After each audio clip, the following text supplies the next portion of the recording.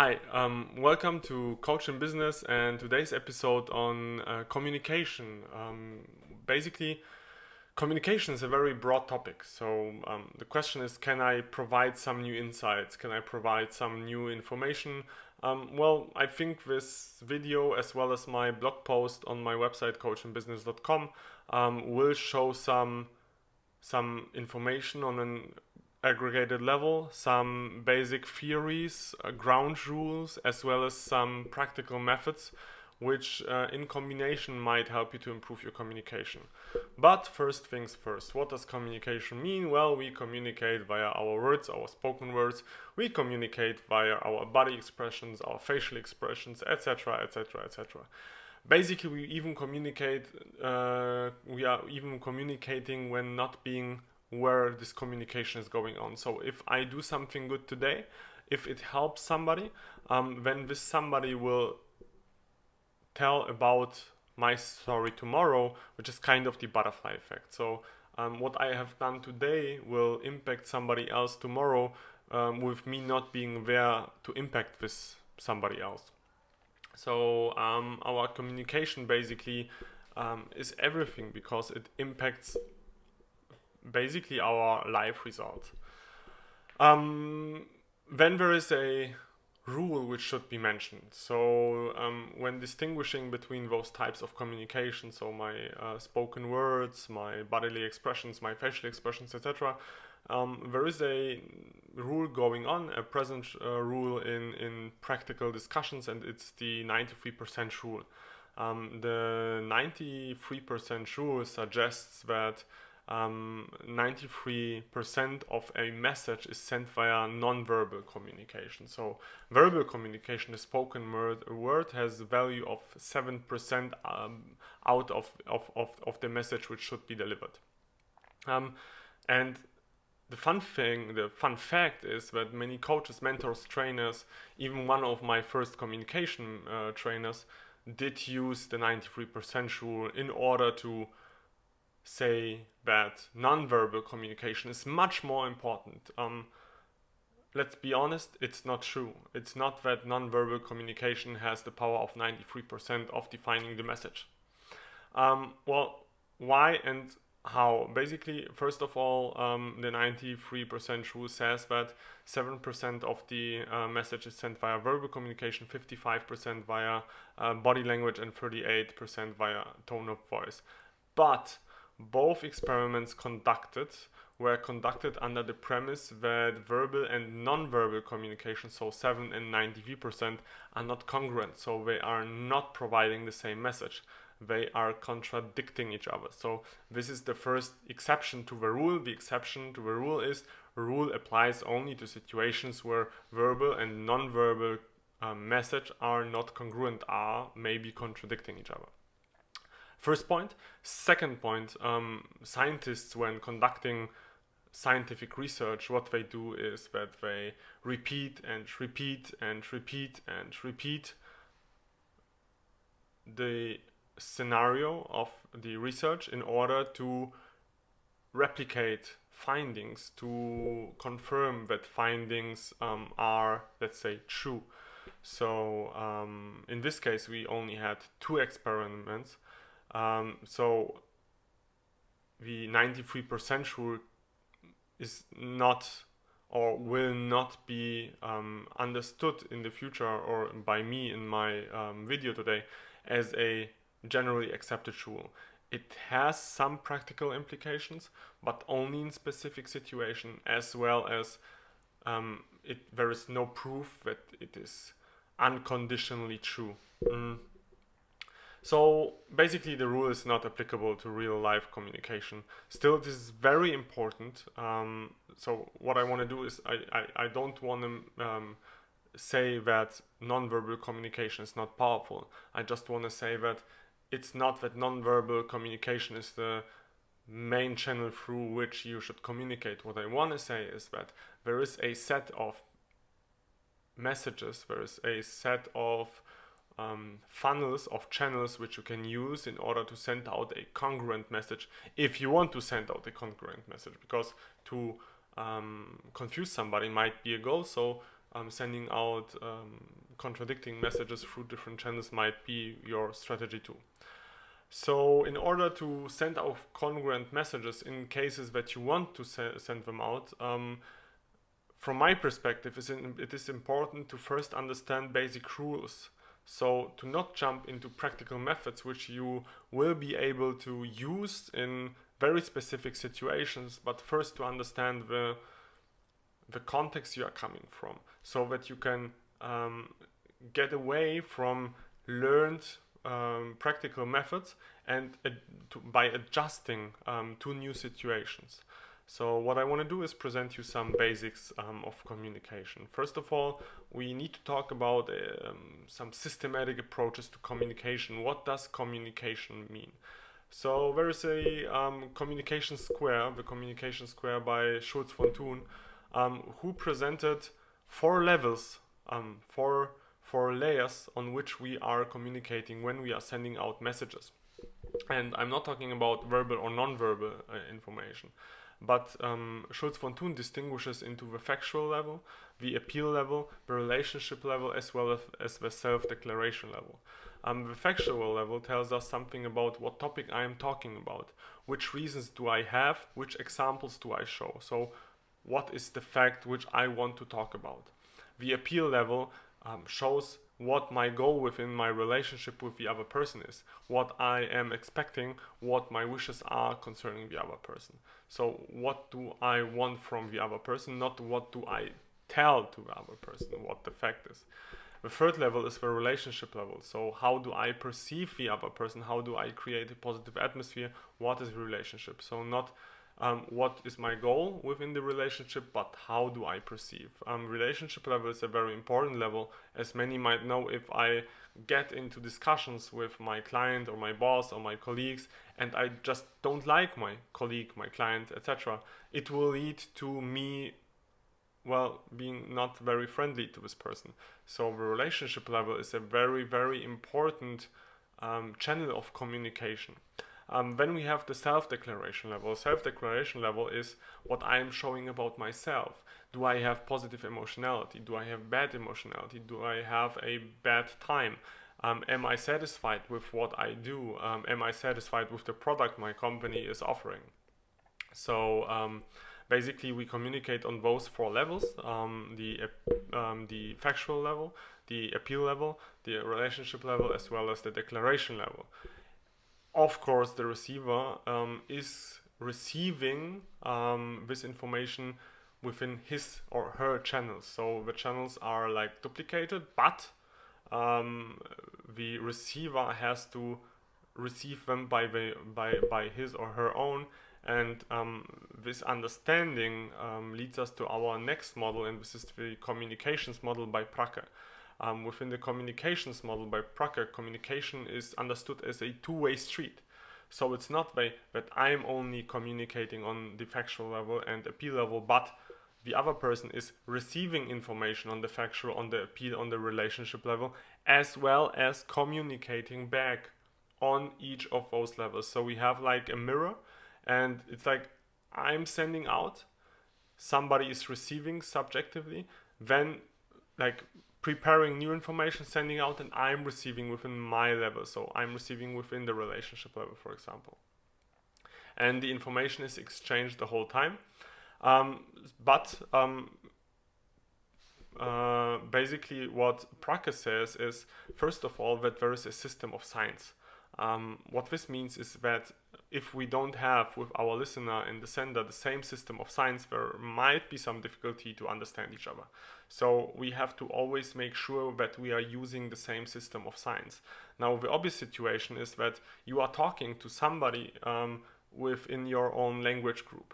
But the less obvious situation might be that you are talking to, for example, if you are a designer and you are talking to the IT guy, your system of signs, what language you use, what you use to communicate bad emotionality, unsatisfaction, for example, might not be the same. So you might not be able to understand each other, though you will be speaking the same language, of course. And then there are channels. So by which channel am I communicating which message? So for example, the one I, as let's say, consultant in digital marketing, I might be communicating often via the factual level, not knowing that at the same time I'm communicating my bad attitude towards my colleagues, for example, via my relationship level or via my appeal level. So though my factual level might be very good and on a very high level because I am the expert, at the same time I might not reach my goals because my relationship might not be the best. And then there is some kind of a characteristic of what this communication process means. So we have information as a communication type, and information means that I'm sending you information without expecting a reaction on information. When there's a commentary, so I'm sending my judgment on something you've sent before. And then there is like conversation. So conversation means that it's kind of a cooperation in words, let's say. So you might have let's say different direction. You might have the one way, you might have a two-way direction, or you might have a at the same time two-way direction. What is important here is exactly the thing that I've told you before, is that there is a mirror between me and the person who I'm communicating with, and we both are sender and receiver. We both are subjective receiver, and we both have to interpret what was sent to us. Well, so this is like the basics. Those are the basic models which are necessary in order to understand communication situation. When getting into a training, into a coaching, into communication coaching with, for example, me as a coach, what will happen is that you will need to get into such communication situations, train such communication situations, and understand the levels on which you were communicating. This will be, for example, done by us getting you into specific moods and then trying to not communicate the mood which you will feel in the situation to your partner, to your training partner.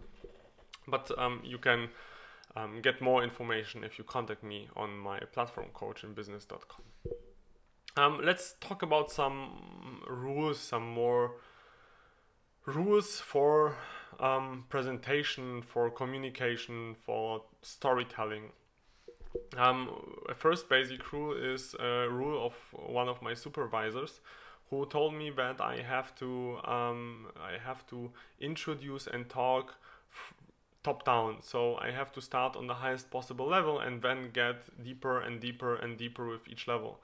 On my website, I've shown the image of a plane flying very high and getting into different or on different levels of communication deepness. So what this means, if you imagine that you are flying very, very, very high on the highest level possible, it means that, for example, you will see, let's say, a country, the whole landscape, the whole country, all the buildings within this country, if you fly on the highest level, but at the same time you will not see each building in detail. You will just see a, let's say, big green and blue and maybe brown space. So you will just know that there is ocean or water, you will know that there are woods, and you will know that there are probably some buildings because it's brown. So you don't know details, but what you do is the highest possible level, so you will be able to say, hey, in our country we have those three elements, or it consists of basically those three elements. If you get onto the mid-level, you will see maybe some bigger buildings. You will be able to define that there are, I don't know, 100,000 buildings, because you will be able to count them from your perspective, and you will see that water is not an ocean but a lake, for example, and what you will see is that there are streets in between the woods, because the green will become more detailed, and you will see that there is a road in between. But still, you will not know that there are 3 windows in one building and 15 windows in another building, and that there is a small little lake within the woods, for example.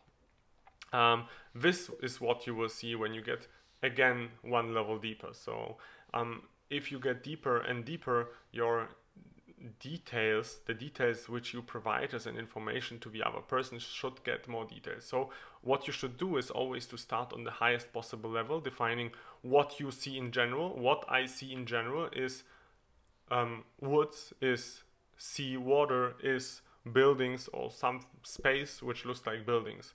Then if I zoom in, what I see is let's say 10,000 buildings. I can count them. What I see is a road in between the woods, and what I see is that the ocean is not an ocean but a lake.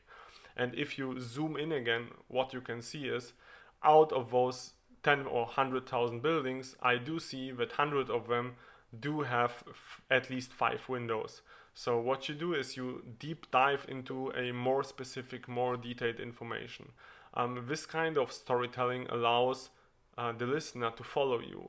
It allows the listener to, let's say, jump into the situation which you are telling about, and like be there, be live, and see what is happening.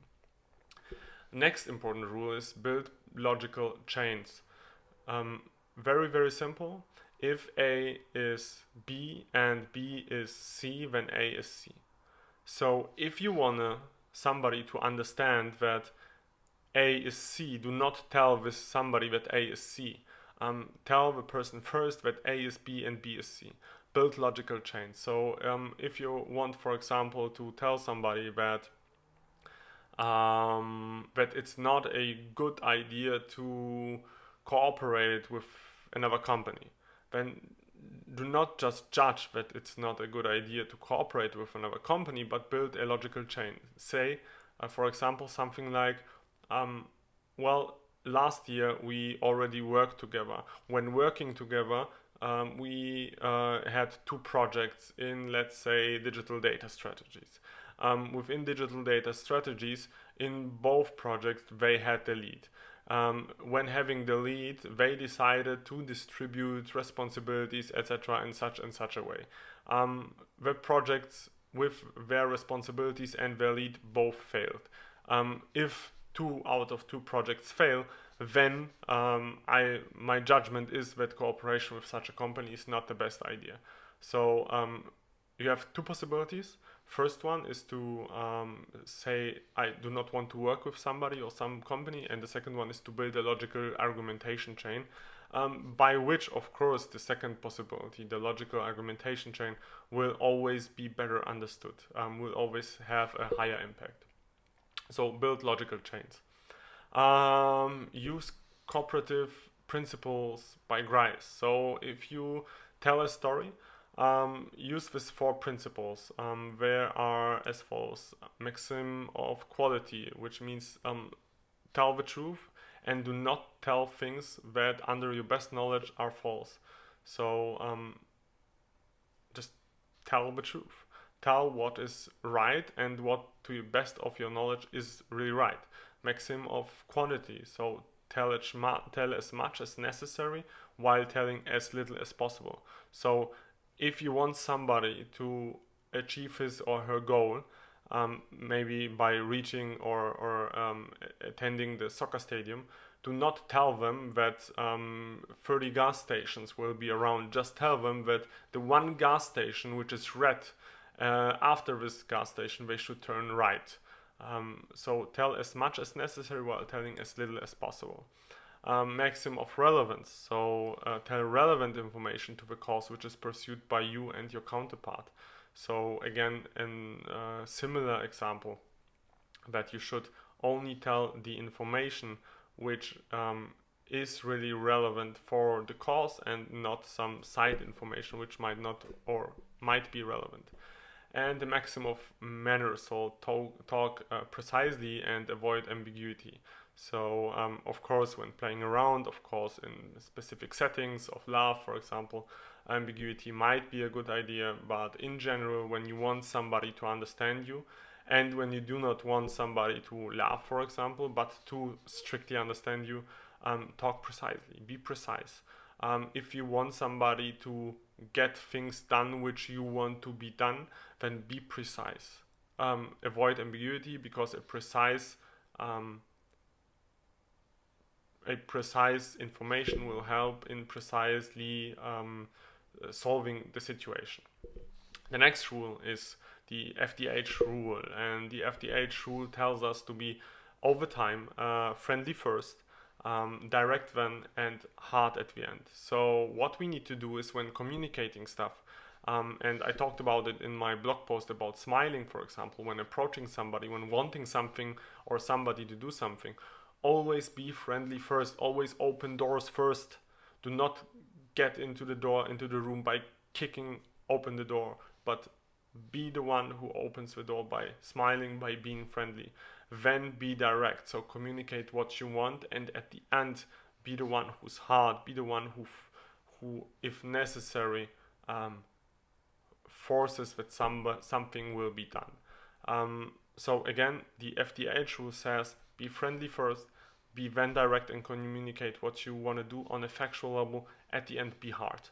So do not leave any ambiguities. Well, and a last idea, but probably one of the most difficult things to do, is positive formulation. Positive formulation by Steve de Chazer, I think is his name, is kind of trying to formulate things to be more positive. Let's give some examples. As for example, if you tell your clients that you are closed starting from 3 p.m., you can reformulate it to you are opened, or we are opened until 3 p.m., which is just the positive counterpart. What you will do in a communication coaching is that you will train to really evaluate the words you have chosen in specific situations. So what we will do is we will use cameras in situations in which you are in communication, cooperation, negotiation situations, and we will then try to figure out when you use, in which situation, in which maybe emotionally driven situations, you use negative formulations, such as we can't do such a project, compared to we can do a project in such a case, or communicating that something is impossible compared to what we can offer you is, and defining maybe small and not big options, but still there might be some options for you to get things done.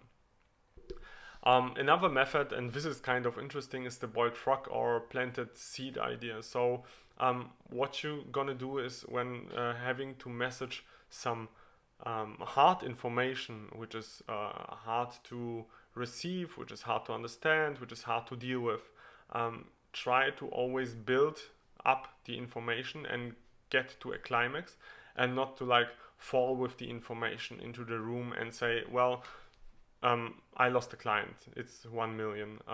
Try to build information. Try to, and this is why it's called boiled frog principle. The boiled frog, if put into boiling water directly, it will jump out because it will be too hot. The frog, if put into warm or cold water, and then warming up the water, will become very satisfied, comfortable with the water temperature, and when starting to boil, he will not get that he should jump out to save his or her life. So the boiling frog principle is to prepare somebody step by step to a specific information, and it's basically the same idea with a planted seed principle, which came from a colleague of mine who always says that she tries to plant ideas, try to mention them in a very light way, and over time she hopes that this information will grow. She will of course try to push this situation to grow, and will then harvest the goods based on this planted seed at the beginning. So we have some basic mechanisms which if introduced into your communication style, if trained properly, of course, because just introducing positive formulation will maybe not help on long term, but training positive formulation, introducing positive formulation into your communication style on long term will help in improving your communication effects. Of course, coaching will help increasing communication style on long term. Big topic on long term is how to feedback. So if we talk about feedback, what you can do is, oh, this was bullshit, why did you do it this way? Or, I hope that you will cook a meal for me today, but I came home and it's ugly. So this is kind of, it will generate defense mechanisms, it will generate aggression from the counterpart. So we do not have to talk extensively about bad feedback, but the question is, how does good feedback look like? And I want to give you some structure for formulating feedback, and it goes like this. First of all, always talk about objective descriptions of the situation. So only speak about facts, and what I mean by facts is that if you have sent an email and you are waiting for an answer and you are unsatisfied, then just say, I've sent an email. This is the fact. There is no fact whether somebody did or did not reply on it. There's no fact whether somebody did or did not receive it.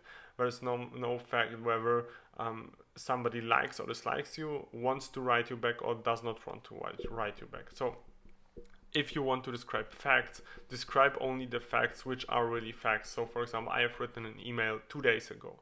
Then provide a subjective perception of the situation. So do speak about what you think happened. For example, well, I wrote you an email 2 days ago. I assume that this email was received, and I assume, for example, that you did not write back, or maybe there was a bug somewhere in between because I did not receive any answer. So provide some perception of the situation, even provide some different possibilities in perception for the situation. Then provide a subjective evaluation of situation, and this might be a hypothetical subjective evaluation. So I've sent you an email like 2 days ago. I do assume that it was received by you, and do assume that you have not written back by today. For me, if this is really the case, it's not the best idea for a for cooperating with you, for getting things done with you, because it will hold me back in proceeding with my own project. And then, as a 1, 2, 3, 4, 5, fourth step, try to provide a target state, so what you want to achieve. So I write you an email, I've written you an email 2 days ago. I assume that you have received it and that you have not written back yet. What I see is that it does not help in cooperating with you, because I can't proceed with my projects, with my process, because I'm waiting for your answer. Well, what would be the best idea is that everybody has his, let's say, due dates, and everybody is proactively trying to get back to the other person and ask whether there is news. So, for example, every 2 days you should write me an email and ask for progress. Every 2 days, then I will write emails and ask for progress, just to remind us. So there is kind of a, how should it look like? We should be proactive, and kind of a proposition of next steps. So what can we do to improve the situation? So this is kind of the, let's say, a positive feedback, not feedback being positive, because feedback does not always have to be positive, but a positive formulation of feedback, which might of course be very critical, and it will help to communicate such a critical message. Let's talk about some basics in verbal communication, and this comes basically from me being taught how to coach, me being taught how to be a psychologist. What we as psychologists or coaches do when working with people, we ask open questions. So open questions help you to get answers which are, let's say, true without being suggestive, without being going into a certain direction. So open questioning means that I do not ask you whether you want to go out or not. I do ask you what you want to do. I do not ask you whether you like or whether you are satisfied with your race, but I ask you what would satisfy you. So I give you all the room you need to answer in any direction you want to answer. I do not provide you the direction up front.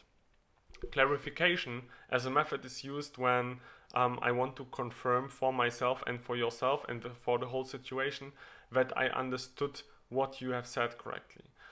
Summarizing is used when I want to get to the next level. So I want to close a first topic, a first intro, and then get into a second level, a second topic, the next topic, because I need the first topic to be concluded. Mirroring of emotionality and effectivity means that when we sit next to each other, when we look into our faces, we will both be we will try to make sure that we like each other, and we want to cooperate, and we want to be in this conversation. So what we're going to do is to mirror your behaviors. If you're speaking very loudly, I will speak very loud and not be the one who is the calm one, and otherwise. Well, you should emphasize on opinions and not on judgments. So every time you provide a feedback, a judgment, make sure to provide information that it's just your opinion. If it's just an opinion, it's not a fact. It does not have this aggression in it, and it lets the other person stick to his good face, good moment, not feel embarrassed, for example. Then this might be a good idea if you are not negotiating contract. So if you're not in a negotiation situation, but in a situation of you want to achieve something and you need the help of others, inform them upfront about your assumptions and goals. So inform them what you want to achieve, how you want to achieve it, what you are going to do, so that they know how they can help when they will answer your requests.